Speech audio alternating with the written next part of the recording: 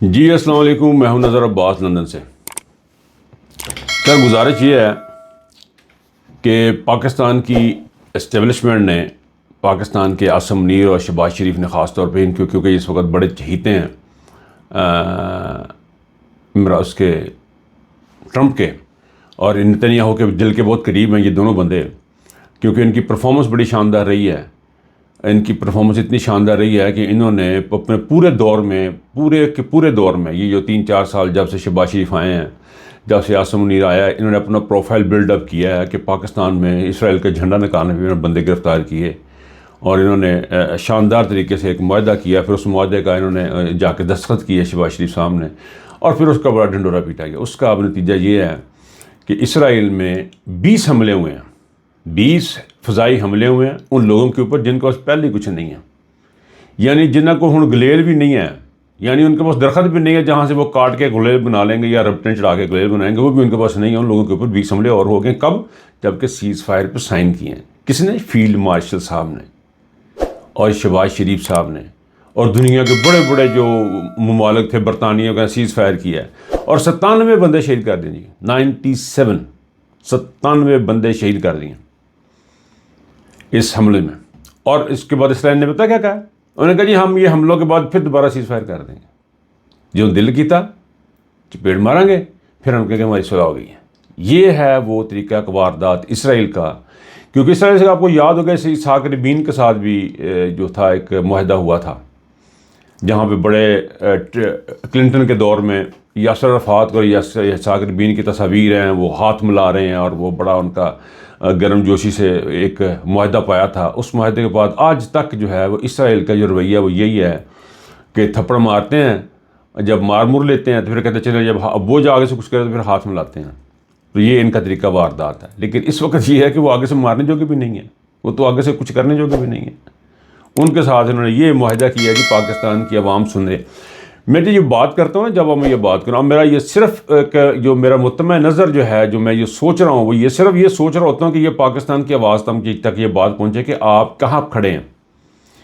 جب ہم یزید کی بات کرتے ہیں، اور 1997-1902 میں یا 1903 میں، یہ جب بھی وہ تھا یزید تھا، مرا ہوا یزید یوں کہیں، یہ آسان ہو جائے گا، ڈیٹا جتنا رولا پانا جانا، میں ڈیٹا بھی نہیں یاد کدوں سے یزید۔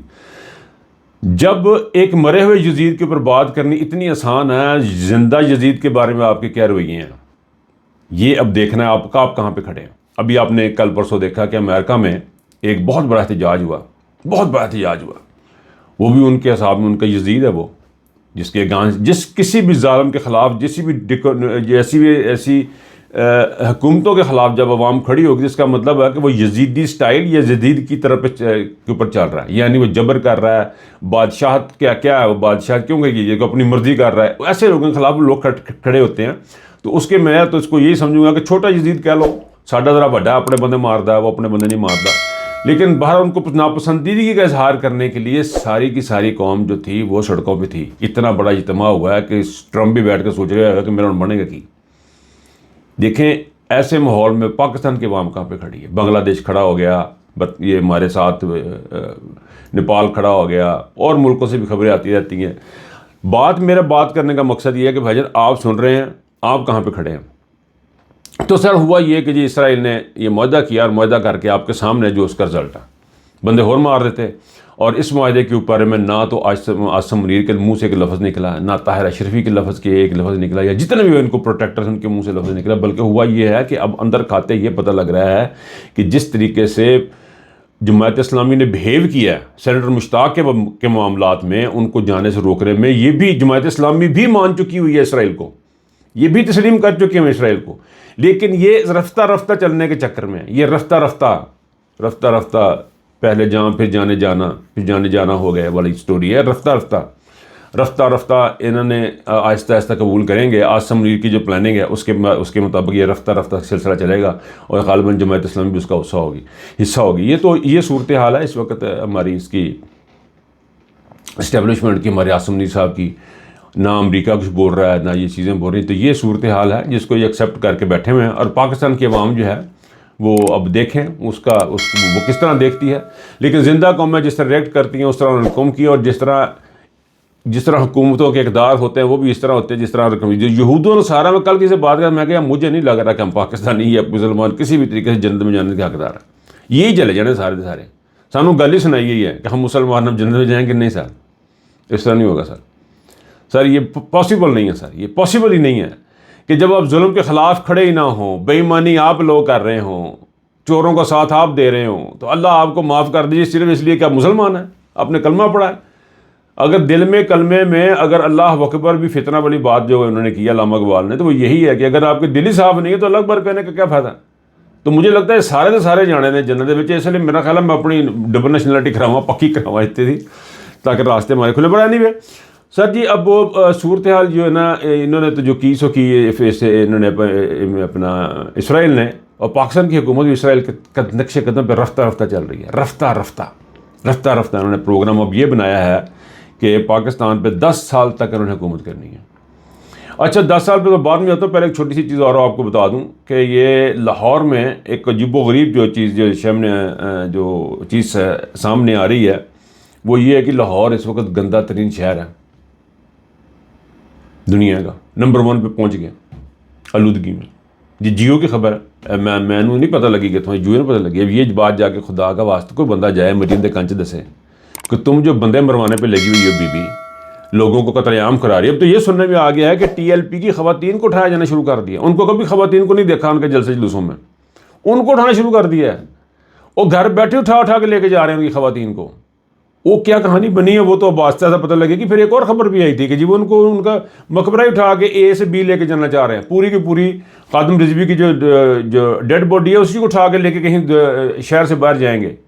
یہ ہے جی مریم کی کارکردگی. اور حال یہ ہے کہ اس وقت دنیا کا آلودہ ترین شہر جو ہے وہ لاہور ہے. اس کے بارے میں اس نے کیا کیا, بے روزگاری بڑھ رہی ہے, اس کے بارے میں کیا کیا, صرف یہ کیا تصویریں ہر جگہ لگوا دیں, پینٹنگ ہر جگہ کر دیں, گرین بس لگوا دی. گرین بس پینٹ بھی ہلکا جا کرایا تھا لوگوں کو, اور بس نکل کے آ جاتی ہے.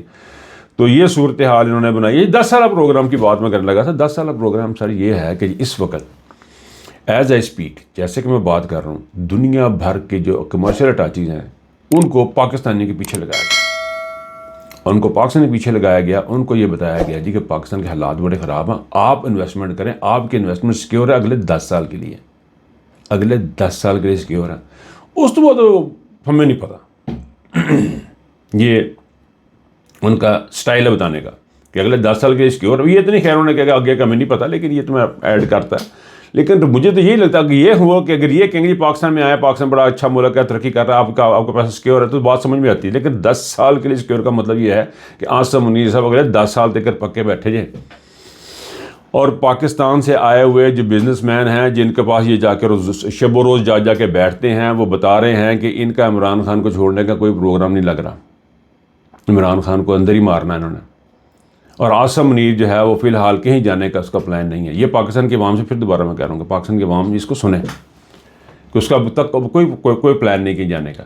اس کو سے کوئی غرض نہیں ہے پاکستان میں ترقی ہو رہی ہے نہیں. ابھی اس بات کو جب یہ 10 سال کا پلان کہہ رہا ہے, دنیا جہان کی وہ آ کے باتیں بتا رہے ہیں, اوورسیز پاکستانیوں کو جو مل رہے ہیں اور لابنگ کر رہے ہیں, اور لاکھوں روپیہ انہوں نے لگا دیا ہوا ہے, اربوں روپیہ انہوں نے خرچ کر دیا اور صرف اس پروجیکٹ کے اوپر کہ عاصم منیر کو جو ہے وہ اس کی حکومت کو تقویت ملے. اور حالات اس وقت یہ ہیں کہ پاکستان سے کمپنیاں ملک چھوڑ کے جا رہی ہیں. اور ایسے حالات میں آپ کس طرح کسی کو کنونس کر سکتے ہیں کہ جی آئیں ہمارے ملک میں پیسہ لگا لیں, جب آپ کو جب ایک خبر نکلتی ہے کسی بھی ملک سے کہ یہاں سے 10 کمپنیاں چھوڑ کے چلی گئیں, 15 کمپنیاں چھوڑ کے چلی گئیں, تو ایسے حالات میں کون آپ کے ملک میں پیسہ لے کے آئے گا؟ کوئی بندہ نہیں لے کے آئے گا. میں نے آج سے 3 سال پہلے یہ سوچا تھا کہ میں جا کے پاکستان میں کچھ کام کروں گا, کاروبار کروں گا. آج بات کر رہا ہوں, میرے ساتھ ایک انڈیا سے بھی ایک صاحب تھے. انہوں نے, آپ یقین کیجئے کہ جس دن خان صاحب کی گورنمنٹ گئی تھی نا, اسی دن اس کے اگلے دن مجھے فون آیا, اس نے مجھے کہا بھائی کل کرو کام. میں نے کیا ہو کہ خان صاحب نہیں تو میں نے نہیں کرنا. یہ تھی اس کی کریڈیبلٹی عمران خان کی, آپ کریں کام, میں تو نہیں کر رہا. میں نے کہا جی کیوں؟ کہتا جی اب مجھے نہیں پتہ یہاں پہ کیا ہوگا, مجھے پتہ اپنے اس بندے کی ذہن کی میں داد دیتا ہوں. اس نے کہا جی آپ کو اگر آپ نے ویٹ کرنا تو چند دن ویٹ کریں, آپ اس کو بخود پتہ چل جائے گا. اس کی جو پولیٹیکل سوچ تھی وہ بڑی زبردست تھی. اور اس لمحے پہ ایک بندے اور نے کہا تھا کہ یہ کسی کا مجھے یاد نہیں ہے کس نے یہ بات کی تھی کہ سکوت ڈھاکہ سے بڑا انسیڈنٹ ہوا, تو یہ واقعی وہ ہوا. اینی وے, تو جب آپ کی جب حالات اس قسم کے ہوں گے تو کون یہ جا کے جو بتانی ہے یہ کہانیاں سنانی، ان سے نہیں ہوگا کچھ ایک ہی حل ہے، وہ حل یہ ہے کہ عمران خان کو رہا کیا جائے۔ عمران خان کو رہا کرنے کا مطلب عوام کی حکومت عوام کو دینا۔ آپ نے بیسیکلی عوام کی حکومت عوام کے حوالے کرنی ہے، آپ نے رول آف لا کو ایک پہیے کی طرح چلانا، یہ حکومتی ارکان کے بارے میں تو پھر آپ کو جا کے ایکسپیکٹ کر سکتے ہیں۔ لیکن پاکستان کی جو ہے وہ حکومت جو ہے وہ دیکھ رہے ہیں جو وہ کر رہی ہے، جس طرح وہ کر رہی ہے، بہت افسوس کا مقام ہے، ویسے بہت ہی افسوس کا مقام ہے کہ اب بات کرتے کرتے اب یقین کریں کہ ویلا کرتے کرتے بعض کا ایسا ہو جاتا ہے کہ بندہ سوچتا ہے کہ یار یہ کون لوگ ہیں، کس قسم کے یہ لوگ ہیں، کیا ان کو رتی برابر احساس نہیں یہ کر کے رہے ہیں؟ کیا ان کے اندر کوئی ایسا بندہ نہیں ہے، کوئی ایک بھی ایسا بندہ نہیں ہے جو کہ یہ کہہ سکے کہ بھائی جان جو ہو رہا ہے وہ غلط ہو رہا ہے، جس کو نہیں ہونا چاہیے؟ پاکستان کی ترقی کے لیے جو معصم منیر جو ٹینشن کے لیے آسرے میں بیٹھا ہوا 40 دن غالباً رہ گئے ہیں، وہ گل صاحب وہ کاؤنٹ ڈاؤن کرن رہے ہیں، انہوں نے آنکھ رکھی ہوئی ہے، دھیان رکھی ہے، اور قوم نے بھی دھیان رکھا ہوا ہے، قوم بھی دیکھ رہی ہے، قوم بھی سن رہی ہے کیا ہوگا۔ لیکن سر یہ پوزیشن ہے اس وقت اس گورنمنٹ کی، یہ نہایتی نالائق اور قاتل گورنمنٹ ہے۔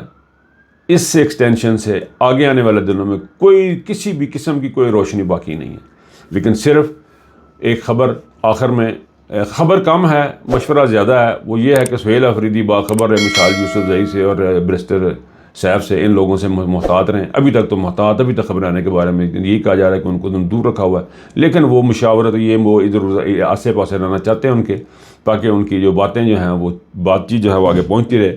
لیکن جب تک سہیل آفریدی اپنے مقام پر اپنے کام میں ڈٹا ہوا ہے، جب تک سہیل آفریدی سیدھی راستے پہ چلا ہوا ہے، اور یہ جب جرگے کی بات ہو رہی ہے، جرگے کی بھی ایک بات کریں، جرگہ کا جو کال کیا ہے انہوں نے گورنمنٹ نے، کے پی کے نے، یہ بڑا زبردست کام کیا، اس سے بڑی تکلیف ہے ان کو، بڑا انہوں نے وٹ پہ رہنا حکومت کی بہت بری حالت ہے کہ جی یہ جرگہ کال ہو گیا ہے، اور جرگے جیسے اقدامات اور جو بھی سہیل آفریدی اب تک انہوں نے کیا ہے وہ بڑا زبردست کام کیا ہے ایسے ماحول میں، اور اس کو جاری رکھنا چاہیے۔ اور اگر اسی طرح ہم اپنے کام میں لگے رہے تو انشاءاللہ تعالیٰ یہ 10 سال کا جو ان کا پلان ہے یہ انتہا ختم ہوگا، کیونکہ ایک انسان کا پلان ہوتا ہے، ایک اللہ کا پلان ہوتا ہے۔ اب آگے دیکھتے ہیں کیا ہوتا ہے جی۔ اپنا بہت خیال رکھیے گا، اللہ حافظ۔